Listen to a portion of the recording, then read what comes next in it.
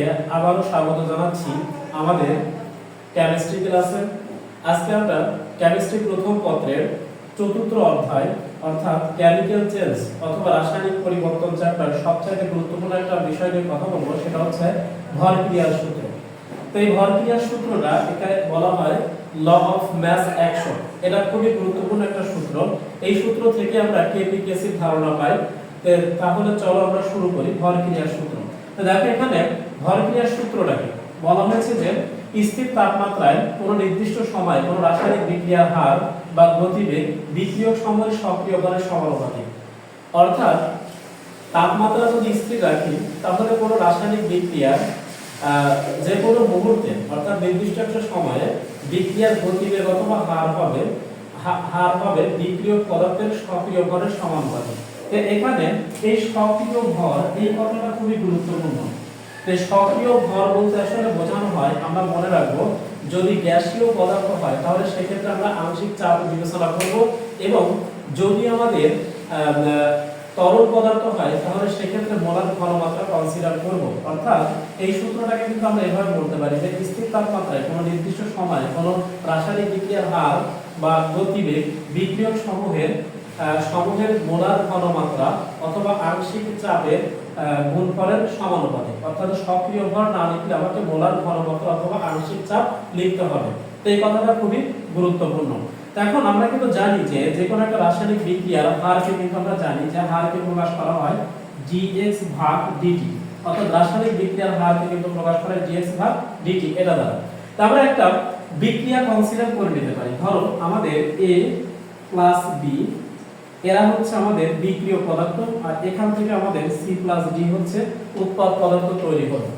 তো এখন কথা হচ্ছে দেখো এই যে A প্লাস B অর্থাৎ A আর B এদের ঘনমাত্রার উপর এদের A এবং B এদের ঘনমাত্রা বা এদের আংশিক চাপের উপর ডিপেন্ড করবে। অর্থাৎ এদের ঘনমাত্রার উপর ডিপেন্ড করবে আমাদের সম্মুখমুখী বিক্রিয়ার হার, আর যেটাকে আমরা প্রকাশ করি হচ্ছে রেট অফ ফরওয়ার্ড রিঅ্যাকশন। অর্থাৎ এখান থেকে দেখো আমরা বলতে পারি যে ভরক্রিয়ার সূত্র অনুসারে অর্থাৎ ল অফ মাস অ্যাকশন এটা অনুসারে আমরা লিখতে পারি যে সম্মুখমুখী বিক্রিয়ার হার রেট অফ ফরওয়ার্ড রিঅ্যাকশন আমাদের হবে সমানুপাতিক A এর ঘনমাত্রা এবং B এর ঘনমাত্রা, অর্থাৎ বিক্রিয়ক পদার্থের ঘনমাত্রার গুণফলের সমান।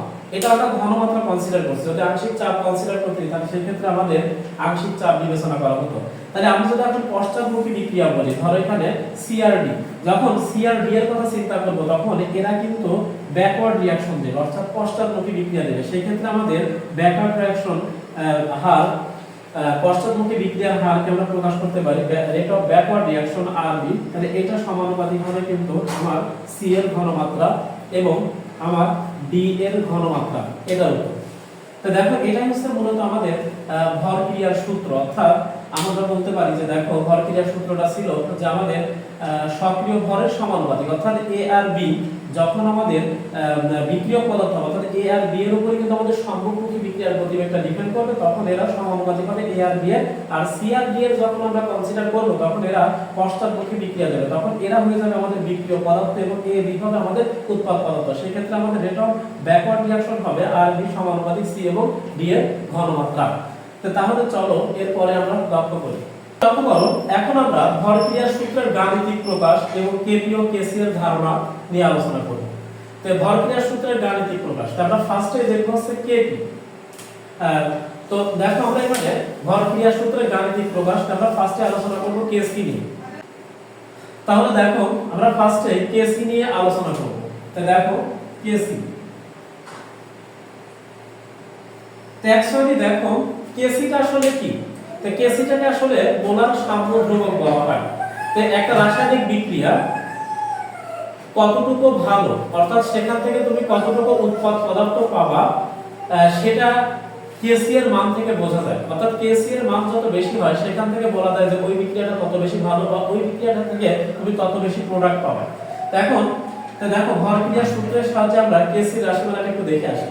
তো আমরা একটা বিক্রিয়া কনসিডার করে নিই। ধরো আমাদের A প্লাস B আমাদের উৎপাদ পদার্থ C প্লাস D তৈরি হয়ে গেল।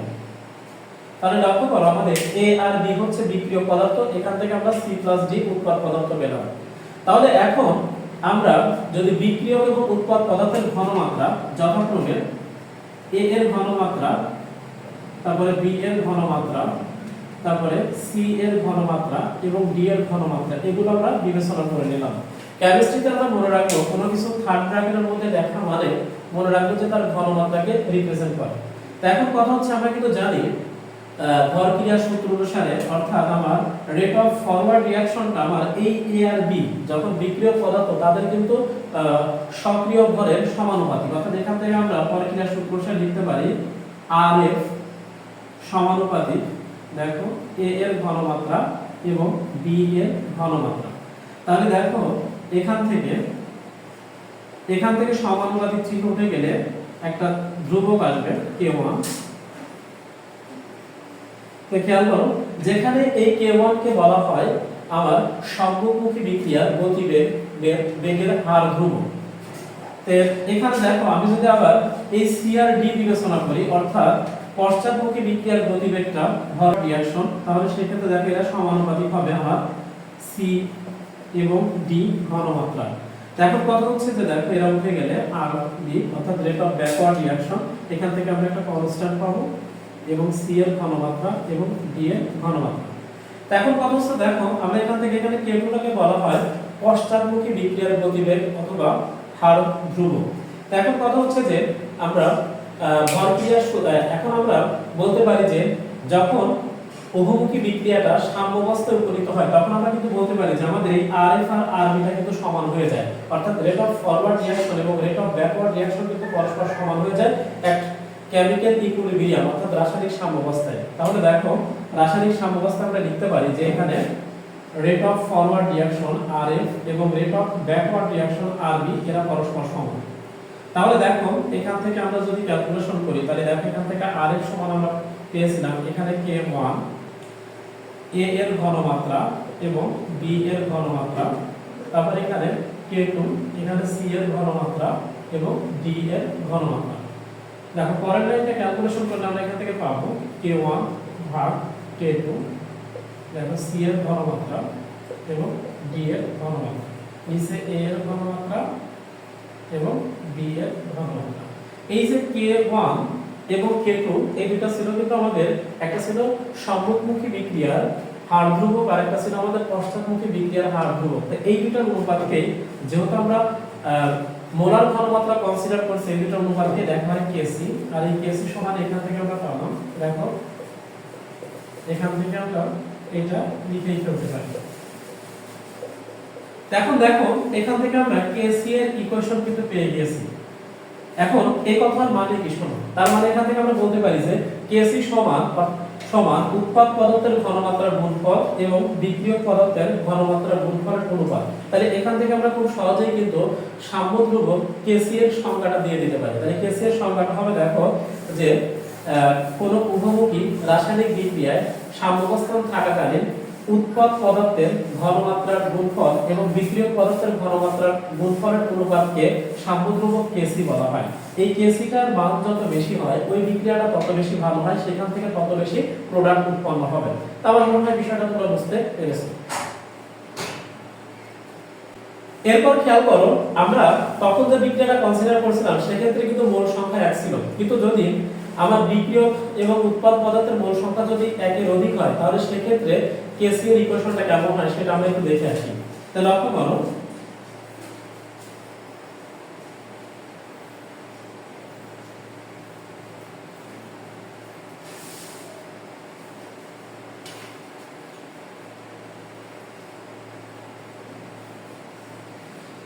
করো এখানে a বিক্রিয়ক পদার্থের মোল সংখ্যা হচ্ছে a, আর এখানে b বিক্রিয়ক পদার্থের মোল সংখ্যা হচ্ছে b, আর এখানে c উৎপাদ পদার্থের মোল সংখ্যা আছে ছোট হাতের c এবং d উৎপাদ পদার্থের মোল সংখ্যা আছে ছোট হাতের d। এখন আমি যদি এই বিক্রিয়ার ক্ষেত্রে kc এর ইকুয়েশনটা লিখতে চাই তাহলে কেমন হবে দেখো। তাহলে kc সমান আমরা প্রথমে লিখে দেব উৎপাদ পদার্থের ঘনমাত্রা। তাহলে দেখো এইটা এখানে মোল সংখ্যা c আছে, তাহলে মোল সংখ্যাটা আমাদের পাওয়ারে কনভার্ট হয়ে যাবে।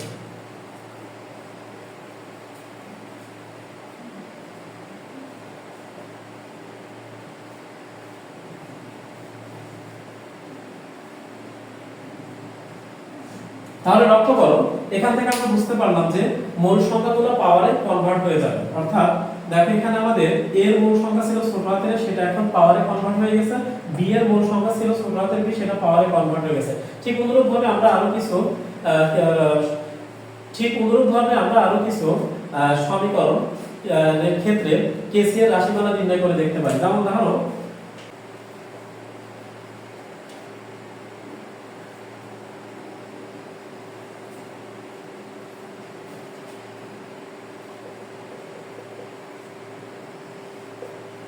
তাহলে লক্ষ্য করো যে আমরা আরো কয়েকটা বিক্রিয়ার ক্ষেত্রে কেসিএর রাশিমালা বের করব।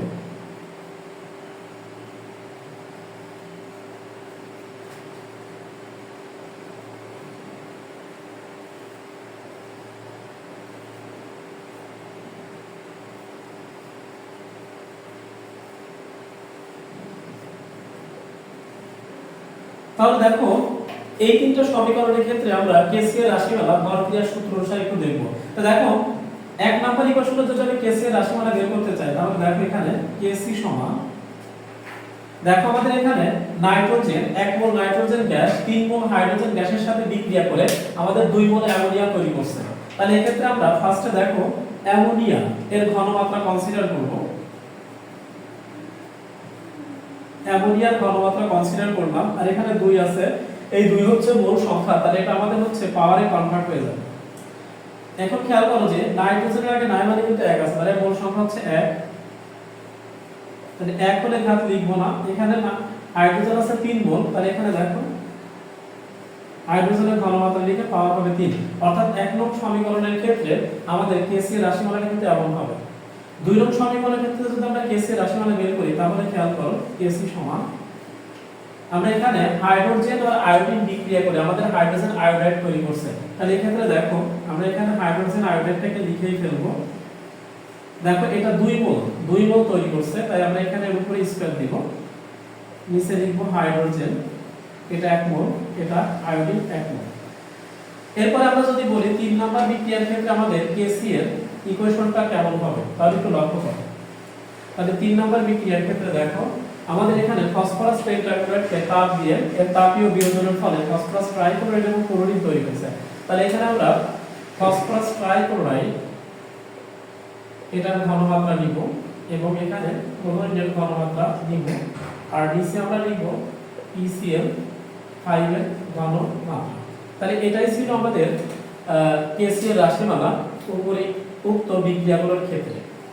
এখন আমরা কেসি এর একক নির্ণয় করব। তা দেখো কেসি এর একক কিভাবে নির্ণয় করা যায় সেটা আমরা একটু লক্ষ্য করব। তো দেখো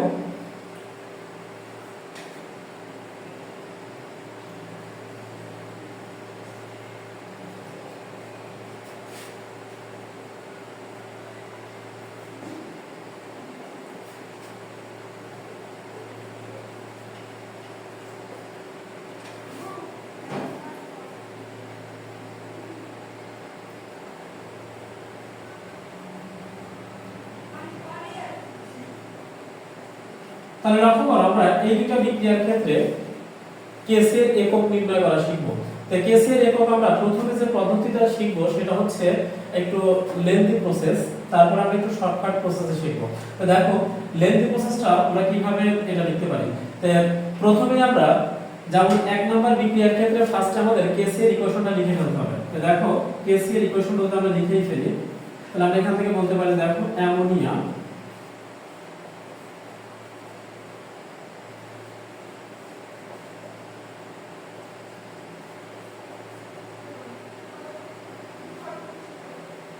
তাহলে দেখো আমরা কিন্তু জানি যে আমাদের ঘনমাত্রার একক কিন্তু মোল পার লিটার। তাহলে এখন কারণ মোল সংখ্যাকে আয়তন দ্বারা ভাগ করলে কিন্তু ঘনমাত্রা পাওয়া যায়, অর্থাৎ ঘনমাত্রা হচ্ছে S আর S F/V, এটা কিন্তু আমরা সবাই জানি। এখন দেখো তাহলে এখান থেকে আমরা বলতে পারি দেখো তার এই ঘনমাত্রা কিন্তু যদি মোল পার লিটার হয়, তাহলে এখানে দেখো 2 স্কয়ার আছে, তাহলে এখানে মোল পার লিটার। তাহলে এখানে আমরা বলতে পারি দেখো মোল পার লিটার, এখানে 3টা আছে, তাহলে মোল পার লিটার গুণ মোল পার লিটার গুণ মোল পার লিটার। তাহলে দেখো এখন যদি আমরা এটা কেটে দিই, এটাও কেটে দিই, তাহলে দেখো আমাদের নিচে উপরে থাকে 1 আর নিচে থাকে আমাদের মোল পার লিটার, ঠিক আছে। তো এটার উপর কিন্তু আমরা বলতে পারি দেখো স্কয়ার। তো এখন কথা হচ্ছে যে দেখো এই জিনিসটা যদি আমাদের এখন উপরে ওঠে তাহলে ইনভার্স হয়ে যায়। তাহলে দেখো মোল ইনভার্স পার লিটার, তাহলে এইটাই অর্থাৎ নাইট্রোজেন এবং হাইড্রোজেন গ্যাসের ফলে যখন অ্যামোনিয়া উৎপন্ন হয় সেই বিক্রিয়ার ক্ষেত্রে আমাদের কেসি এর একক হবে এটা। তো এখন এটা ছিল লেন্থি প্রসেস, শর্টকাট প্রসেস এটা কিভাবে বের করা যায় সেটা আমরা একটু লক্ষ্য করব। তাহলে শর্টকাট প্রসেসের জন্য দেখো ফার্স্টে আমরা কি করব, দেখো কেসি এর একক বের করতেছি। তো আমরা জানি যে কেসি হচ্ছে মোলার সাম্যধ্রুবক, অর্থাৎ যখন ঘনমাত্রা কনসিডার করা হয় তখন কেসি হয়। তো এই ক্ষেত্রে দেখো আমরা জানি ঘনমাত্রা একক হচ্ছে মোল পার লিটার, এর উপরে আমরা লিখব ডেল্টা এন। তো ডেল্টা এন এর পরিচয়টা হচ্ছে মোল সংখ্যার পরিবর্তন, আর মোল সংখ্যার পরিবর্তনটা হচ্ছে উৎপাদের মোল সংখ্যা থেকে বিক্রিয়ক পদার্থের মোল সংখ্যা বিয়োগ করতে হয়। তাহলে দেখো আমি এখানে মোল পার লিটার লিখে দিলাম। তো দেখো এখানে আমাদের নাইট্রোজেন 1 মোল আর হাইড্রোজেন ছিল 3 মোল, তাহলে 1 + 3 = 4 মোল। তাহলে 4 মোল থেকে আমাদের অ্যামোনিয়া তৈরি হয়েছে কিন্তু 2 মোল। তাহলে মোল সংখ্যার পার্থক্য হবে 2 থেকে 4 বাদ দিলে কিন্তু -2। তাহলে এখানে ডেল্টা এর মান -2। তাহলে -2 বসালে দেখো মোল দিয়ে এইটা, তাহলে এইটাই হচ্ছে কিন্তু আমাদের কেসি এর একক। তো অনুরূপভাবে আমরা 2 নম্বর বিক্রিয়ার ক্ষেত্রেও আমি এটা শুধু শর্ট প্রসেসটা দেখাবো কিভাবে কেসি এর একক বের করতে হয়। লক্ষ্য করো আমাদের 2 নম্বর বিক্রিয়াটা হচ্ছে হাইড্রোজেনের সাথে আয়োডিন বিক্রিয়া করছে করে 2 মোল হাইড্রোজেন আয়োডাইড তৈরি করছে। তাহলে আমরা যেহেতু কেসি বের করব, তাহলে কেসি আমরা জানি যে ঘনমাত্রার একক হচ্ছে মোল পার লিটার। তাহলে এর উপরে কিন্তু আমরা লিখব হচ্ছে ডেল্টা এন, মোল সংখ্যার পরিবর্তন। তাহলে দেখো মোল পার লিটার, ডেল্টা এন মানে দেখো এটা 1 মোল, এটা হচ্ছে 1 মোল, তাহলে 2 মোল। 2 মোল থেকে তৈরি হয়েছে কত মোল? 2 মোল। তাহলে আমরা এখানে যদি বলি মোল সংখ্যার পরিবর্তন, অর্থাৎ 2 থেকে 2 বাদ দিলে কিন্তু আমাদের এখানে 0, অর্থাৎ মোল সংখ্যা অর্থাৎ হাইড্রোজেন প্লাস আয়োডিন অর্থাৎ হাইড্রোজেন আয়োডাইড অর্থাৎ এই বিক্রিয়ার ক্ষেত্রে মোল সংখ্যার কিন্তু কোনো পরিবর্তন ঘটেনি, অর্থাৎ পরিবর্তনটা কিন্তু 0। তাহলে সেই ক্ষেত্রে দেখো আমরা জানি কোনো কিছুর উপর 0 থাকা মানে 1, আর 1 মানে অর্থাৎ এই বিক্রিয়ার ক্ষেত্রে কেসি এর কোনো একক নেই। তাই এই ধরনের প্রশ্নগুলো অ্যাডমিশন বা এমসিকিউতে আসে যে নিচের কোন বিক্রিয়ার ক্ষেত্রে কেসি এর কোনো একক নেই, তাহলে আমরা এই প্রসেস অ্যাপ্লাই করে আমরা বের করে ফেলতে পারবো।